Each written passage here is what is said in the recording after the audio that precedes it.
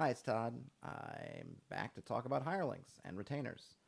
And I can't believe that I went through two videos talking about basic and expert and totally forgot to talk about one of my favorite features of old-time DVD, D&D, and that is the retainer, the hireling, the hired hand, the NPCs that can travel with the party, help them out, sometimes hinder them, and really add um, a really interesting extra dimension to play. So I thought I would try to make a short video.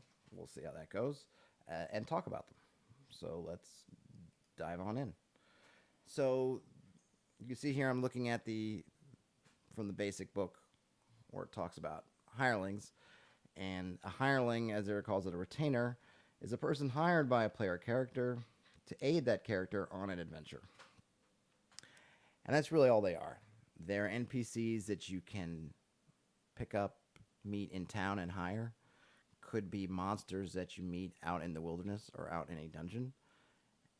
And you, however they come up, you convince them through, whatever means necessary, usually just paying the money, to travel with you and help you.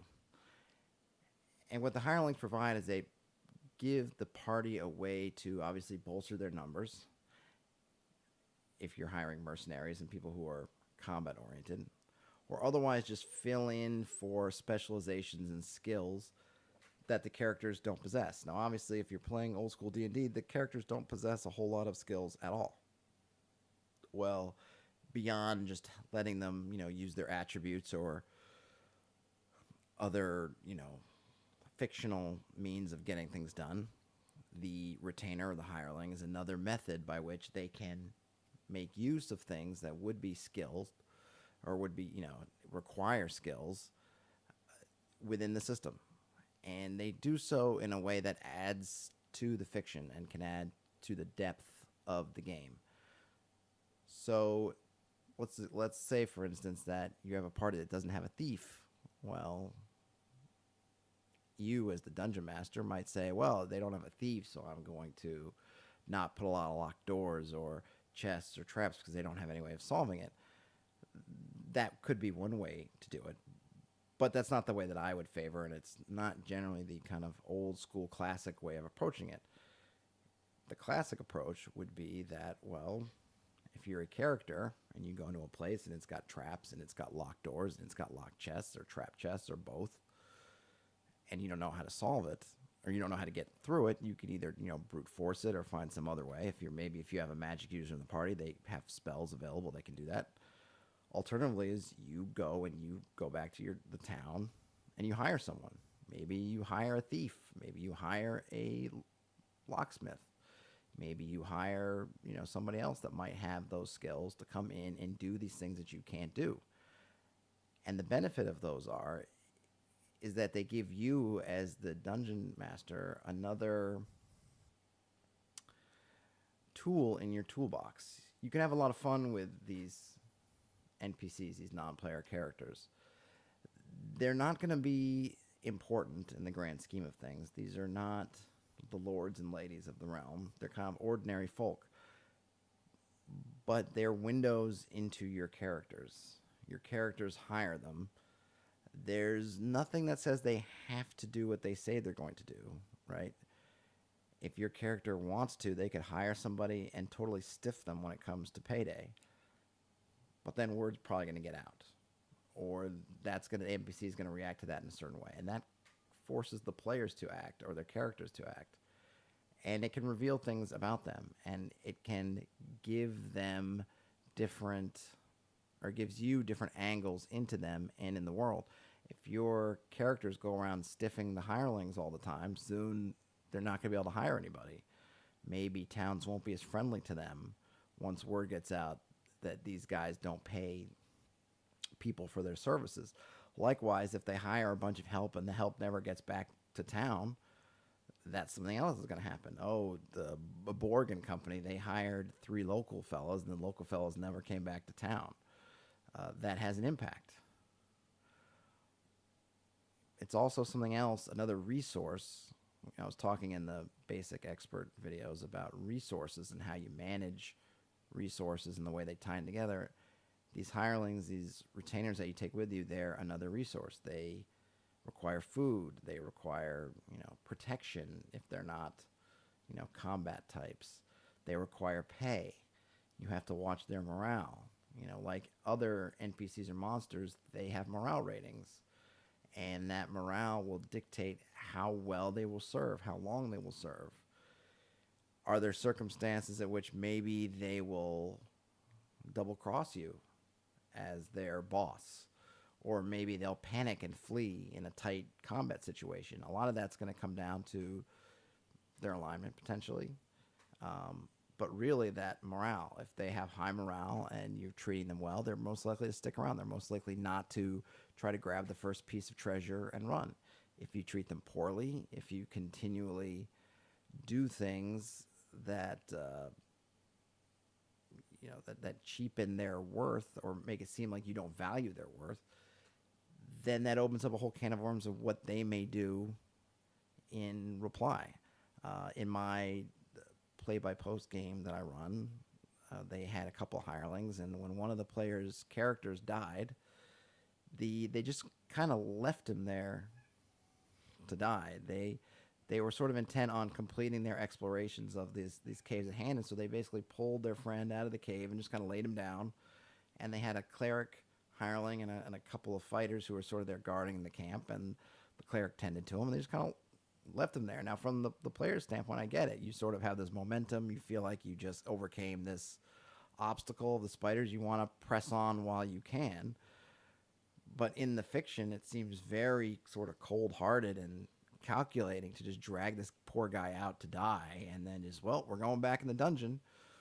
Sure enough, one of the guys that they left out there with him had been hired by this particular character who had passed away. And when this character passed, the hireling reasoned, which I don't think is really a stretch, that ends his term of employment.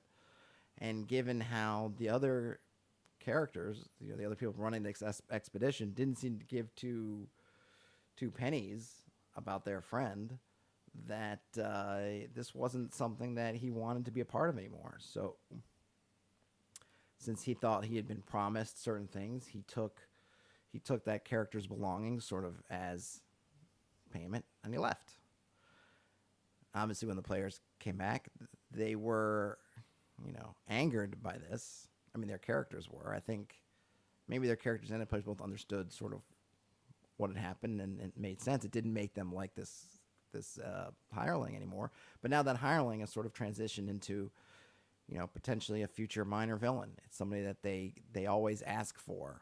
If they're back in town, have they seen this character? Has anybody seen him? They kind of put the word out. We're looking for him.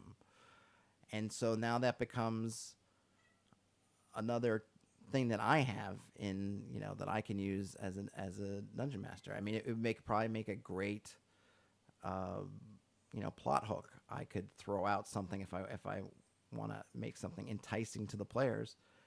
Now they have this person there that I can say, oh, well, so-and-so was sighted over by these ruins. That might be a reason to get them to check it out. You're always looking for ways as a dungeon master to entice your players to do things. Well, giving them the chance to sort of revenge themselves on a hireling gone rogue is a great way to do it. But even beyond that, it gives the players an opportunity to kind of fill out their roster. Something else I constantly go back to, excuse me, stuff that I see on Reddit or other kind of forums. And one of the topics that comes up a lot is sort of the dungeon master PC, or really it starts with the dungeon master who says, my party doesn't have a lot of magic, so how can I give them magic? Or my party doesn't have a lot of fighting, capability. How can I give it to them? And in my mind, and certainly the classic approach, is you don't give it to them. The party will figure it out. Either they'll go and realize that they can't handle something, or they'll die. And then they'll come back and they'll go into town and say, hey, who wants to come out on this mission with us? And they'll bargain and they'll hire help. And they can hire mercenaries, they can hire archers, they can hire a magician potentially if they want to, or anything else. But it's really in their hands. It's a resource that's available for them to do, but it also is in their hands to do it. I don't put hirelings by the side of the road when I think, oh my gosh, my party doesn't have a cleric, so I'm going to have this cleric who's waiting with his thumb out like he's hitching a ride saying, hey, I want to join. No, that's not how it happened at all. My players recognize that, man, we don't have any healing. Are there any clerics that can help? Why, yes, there are. And, I rolled some dice and I found out, yeah, there are a couple of clerics, and they interviewed them and they made offers, and one of them seemed to be amenable, and he accepted and joined the crew. And this is now, at least where we are currently in the campaign, this will be the second kind of adventure, sort of expedition that cleric's gone on, and they've treated him well, and so far he's been there. So it's a way for the party to help themselves, and it's not something that you have to limit as a dungeon master. I mean, I think there are rules for retainers about how many. I think maybe it's tied to charisma. It's going to depend on the system. I'm not really trying to make this totally about just the basic expert version of the retainer, because it happens in different editions. Even 5th edition has methods, and I think in the Dungeon Master's Guide there's tools or there's mechanisms for running hirelings. But essentially, I pretty much let the players or the characters hire as many as they can afford. And it sort of has a self-regulating feature, because I'm going to roll periodically for morale. They have to give up portions of their treasure.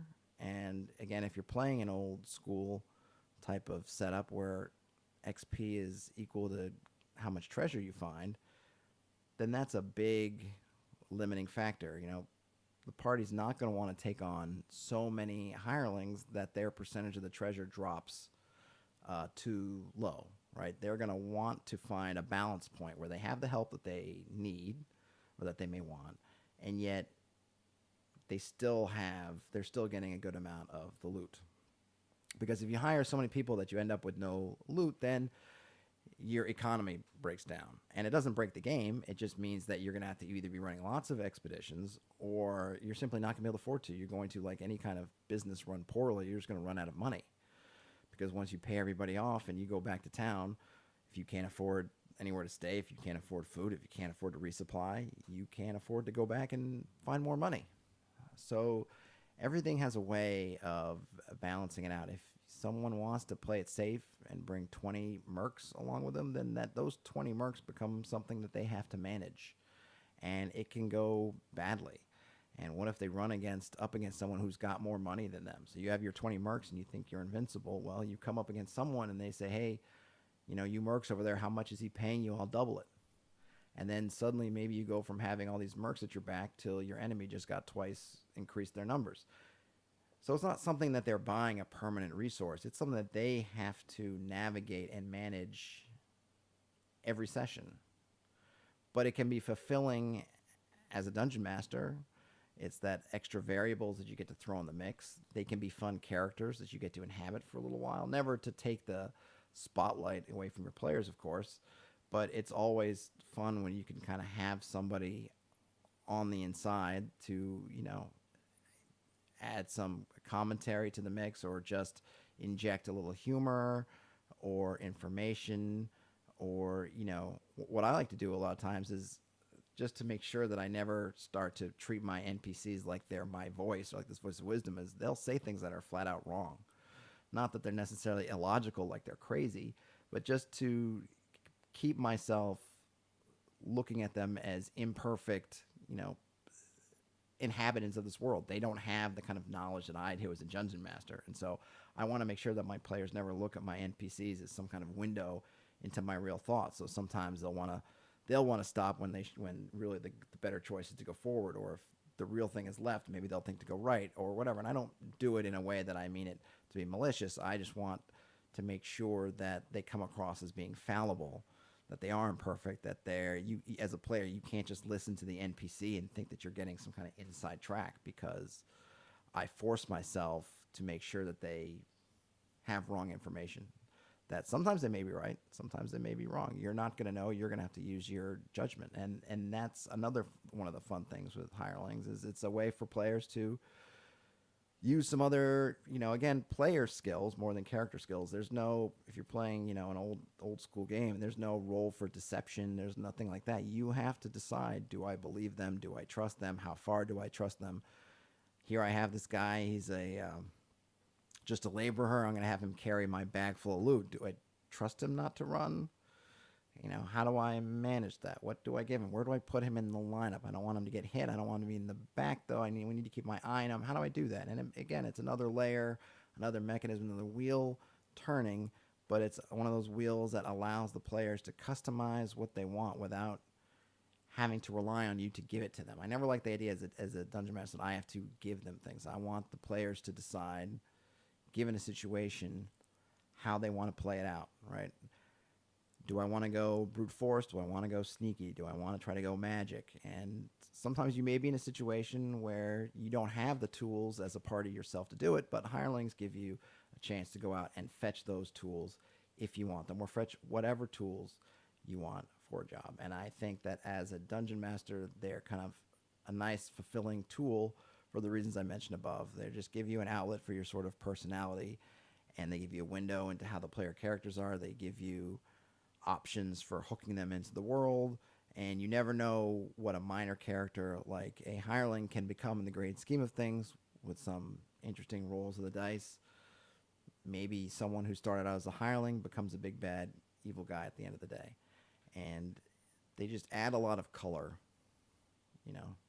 to the world that might not otherwise be there if it was just the party, right?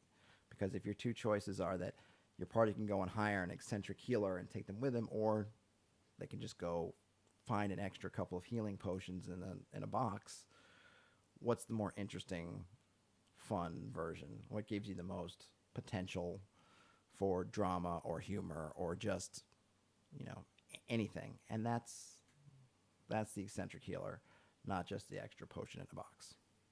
But anyway, I feel like I've talked too long already, and hopefully that second video on Basic Expert it might go up before this, might go up after this. My uploading is slow, and it is, again, about an hour long, so it is long, but it will be up, and I will link to that from this, or I will link to this from that, so that you can get to it either way. And hopefully this was something about hirelings, just a small little talk about, but hopefully it would convince someone to maybe give them a try if they haven't used them before, or if it's someone who had forgotten about them, to maybe go back and give them another look.